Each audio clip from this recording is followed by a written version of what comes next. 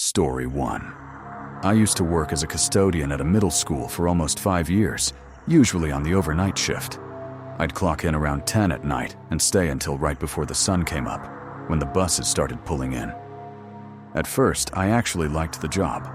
No kids running down hallways, no teachers complaining, just the quiet and being left alone to work. But over time, the school at night stopped feeling simply quiet and started to feel dead. The building creaked and groaned like it was breathing. And when you're the only person in there, even the smallest sound sets you on edge. Lockers would pop open on their own. Pipes would knock in the walls, and my brain would trick me into thinking footsteps. I learned to ignore a lot of it. But I never got used to the basement. The school was old, built in the 1950s, and the basement ran under half the building. It was a concrete maze of storage rooms and long, narrow halls with pipes and wires hanging overhead. Rooms were full of old desks, boxes of outdated textbooks, broken furniture. It always smelled damp and musties, and the fluorescent lights buzzed and flickered. Most nights I brought a flashlight.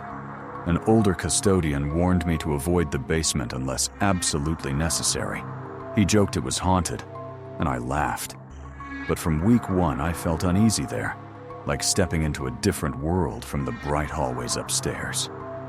2 years into the job, I had to bring up a stack of folding chairs kept in the basement. I stood at the top of the stairwell for a minute, debating if I could ask my supervisor to wait. But I didn't want to look lazy, so I grabbed my flashlight and went down. The stairwell echoed with each step, the lights only half working, leaving most of the hallway in darkness. The storage room smelled like dust and wood polish, and the chairs were stacked unevenly. As I bent to pull them out, I heard a soft, dragging sound down the hallway, like someone sliding a shoe across the floor. I froze, shone my light, and found nothing. My heart was pounding. I told myself it was pipes or a shifted chair and carried the first load up. But a cold draft hit my face. The basement was always warm and stale. And as I went back for more, the stack of chairs looked shifted, as if someone had moved them. Then I heard a thump and a scraping sound farther down the hall. A classroom door that should have been closed was cracked open, even though the school was locked up, and I was supposed to be the only one there. I called out and pushed the door open, finding only dusty science equipment and boxes. And then behind me in the hallway came that dragging shuffle again. I spun, shone the beam down the corridor, and felt the heavy pressure of being watched. I backed up slowly, grabbed the chairs, and ran up the stairs 2 at a time until I was back in the main hallway, gasping and sweating. I locked the stairwell door behind me, even though I wasn't supposed to, and didn't go back down that night. A week later, I was mopping above the basement stairs when I heard 3 loud, evenly spaced bangs, like someone hitting the wall, and the basement door rattled like it had been shoved. I gripped the mop handle until the sound stopped, and after that I refused to go into the basement alone. I never told the others exactly what I heard, because they'd laugh or call it a ghost story. But when I think about those slow, dragging footsteps behind me, I still feel sick to my stomach. Story 2.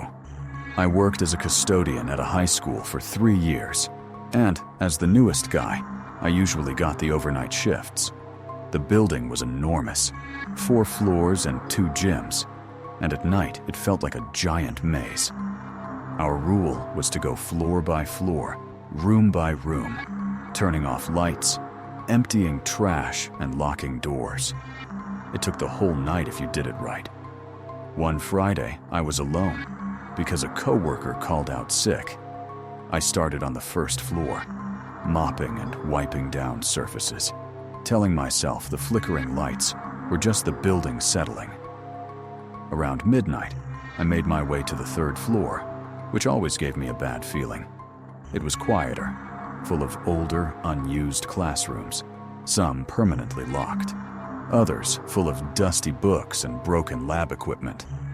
As I passed the lockers, my boots echoed, and I jumped when I noticed a classroom door about 20 feet away was open, even though I'd checked everything earlier.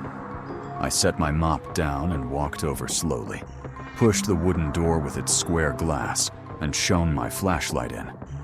The room looked empty, but a box near the back wall had been moved, and there were scuff marks on the floor like it was dragged. I knew I hadn't moved it. I told myself I was tired and went back to work, but my mind wandered to that room.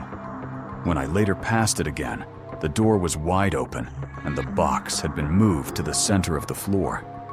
I whispered, "Hello, who's in here?" And then heard slow, deep breathing from the back of the room. Not wind or pipes, but deliberate. Someone trying to be quiet while making sure I could hear. I slammed the door shut and ran to the stairwell, heart hammering, and called my supervisor. He said he'd be there in 20 minutes, and those 20 minutes felt like hours. He arrived with a big flashlight, and we searched. Closets, under tables, behind desks. Nothing. He suggested I was just tired, but I knew what I'd heard. Weeks later, another custodian told me a story about a student who'd once been caught hiding in that classroom after sneaking in to play a prank, and they'd never use that room again. That made sense, but didn't explain the breathing. After that night, I became hyper-vigilant, locking doors as I passed, keeping my flashlight low, staying near stairwells. Months later, I had another overnight alone and avoided the third floor until I had to go up. Even from rooms far from that classroom, I felt watched. Every creak made me jump. I finished the shift and left quickly, vowing never to work that floor alone again. I never found out whether it was a hiding student or something else, but I've never been able to forget the sound of that breathing coming from a classroom that should have been empty. Story 3. I worked as a night custodian at an old high school for 2 years, and the worst part of the job was always the auditorium. It was massive. 3 levels of seating, a big stage, long, heavy curtains. And at night, when the rest of the building was empty, it felt like stepping into a different place. Even with the lights on, shadows hung darker than they should, and sound carried strangely. Drop a broom and the echo stretches and bounces, which makes it hard to tell where a noise comes from. Most nights, I saved the auditorium for last because it crawled under my skin. One late winter night, I had to clean it earlier for a play the next morning. I arrived around midnight, dragged my cart in, and the side door creaked loudly as it shut, the echo traveling across the room. I started by sweeping the aisles. The metal folding seats were bolted to the floor in places, loose in others. A few minutes in, I thought I heard soft rustling from the stage, like a prop falling, but the stage looked empty. Then I distinctly heard slow footsteps across the stage. I climbed the steps, shone my flashlight behind the curtains, and found ropes, pulleys, chairs, and painted scenery covered in dust. The beam of my light made dust dance, and I felt sure someone or something was nearby. I told myself it was the building settling or a mouse, but the feeling didn't go away.